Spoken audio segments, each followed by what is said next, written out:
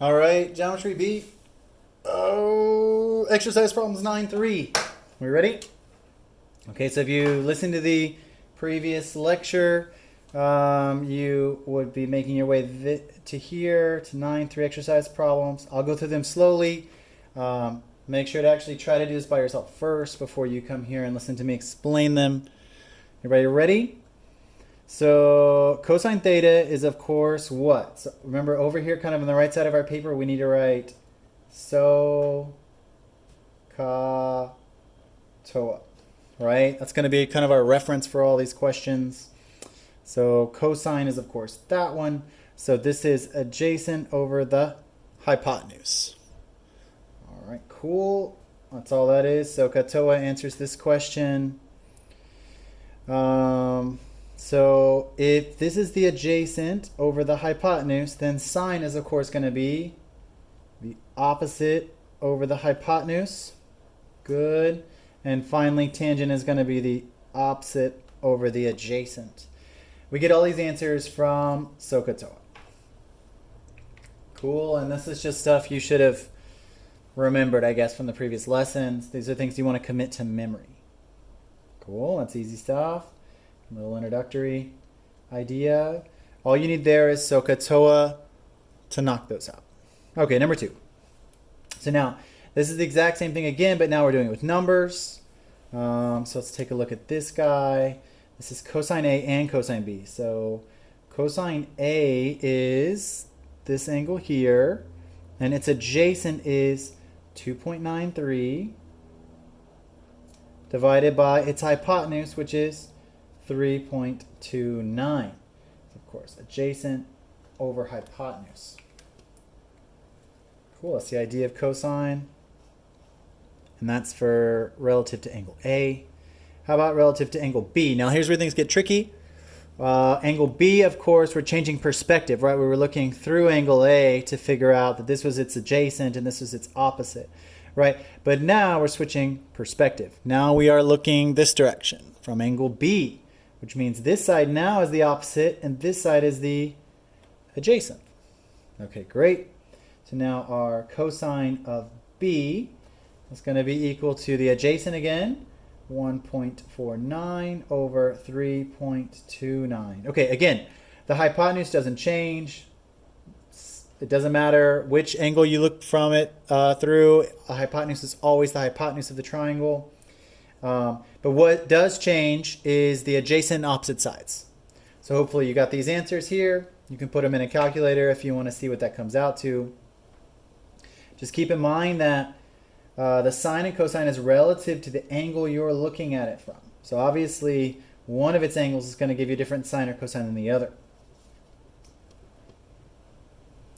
Okay, B, this is kind of repetitious. Okay, so cosine of A is going to be what?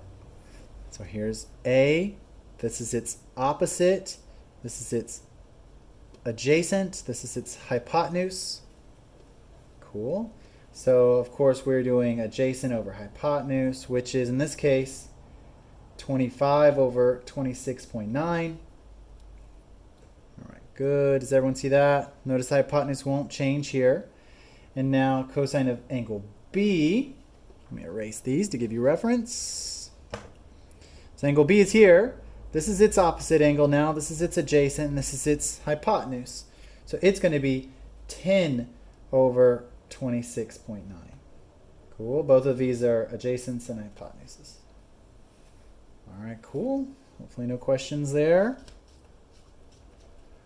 A lot of this is just kind of recording numbers down just to kind of make sure you know your way around the problems.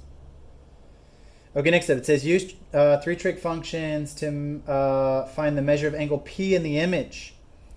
All right, cool. What should we do here? So if it says 3 ways or 3 ways you might go about something, they always mean sine, cosine, and tangent.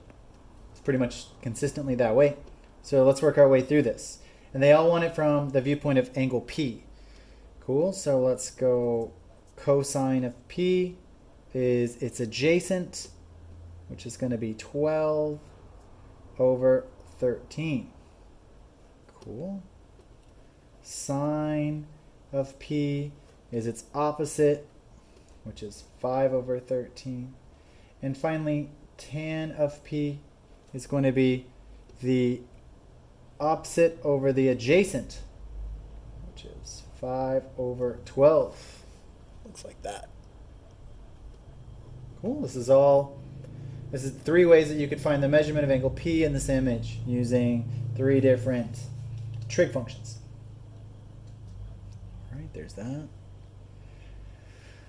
All right, write 3 equations to solve for the measurement of A. Okay, exact same thing again.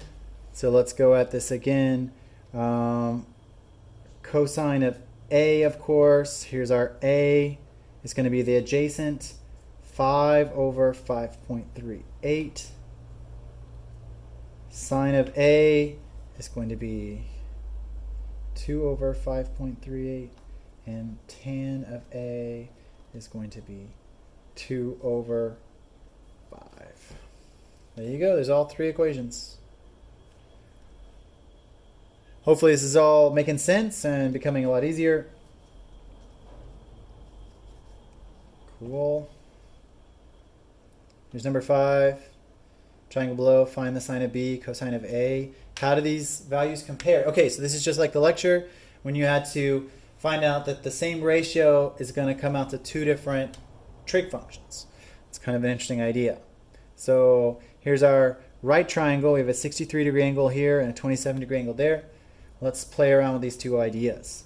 So they say find sine of B. Let's start with that.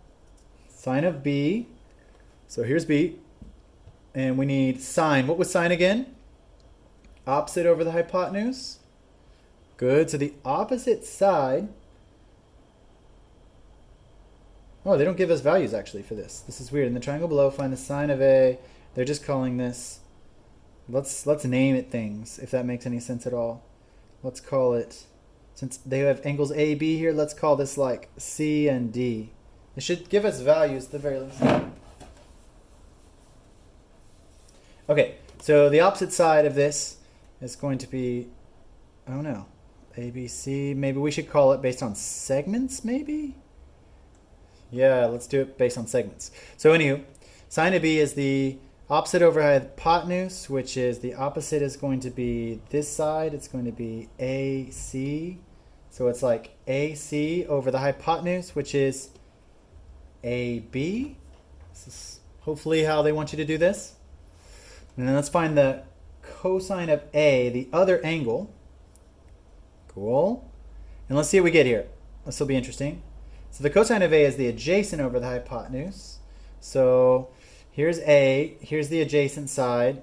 This is the hypotenuse side. We'll call that AC. We'll call this, oh, excuse me. We'll call this AB. This is AC, and this is BC. Okay, we'll never see BC, sadly.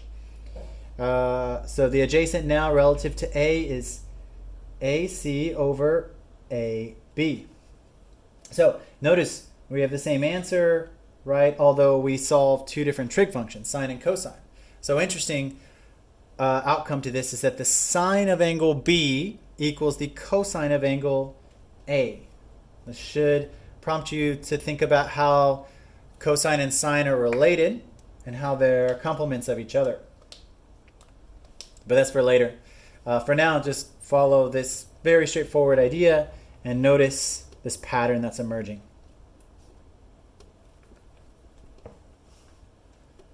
Cool, no questions so far? Evaluate the expressions below. Round to the nearest degree. Okay, this is a calculator problem. I'll just let you put this in your calculator. Let me do one. This is an example. Just so this makes sense. Okay, power up the calculator. Cool. First one says inverse cosine. So we're going to go, here's our cosine function. Shift cosine is inverse cosine. Cool. And we're in degrees, which is good. And let's just plug this in, 0.56. And equals 55.94. Easy peasy. Now that's 55.94 degrees. Now they want you to round to the nearest degree, which some people find confusing, so let me walk this out. So the nearest degree would be the ones place. And so we look to the tens place, it's a 9, so we would round up. So this would be 56 degrees. The answer to this would be 56 degrees. Now, if this digit in the tens place was 4 or less, we would need to round down to 55 degrees. So that's that. You can solve all those out on your own really fast. That's pretty straightforward stuff. That's number 6. Number 7, from the identities we learned in this section, complete the two identities below. So sine theta over cosine theta is, of course, tan theta. And sine squared, or sine theta squared plus cosine theta squared is going to be 1. That's it. You could say 1 squared, which equals to 1. Cool. Number 8, last one.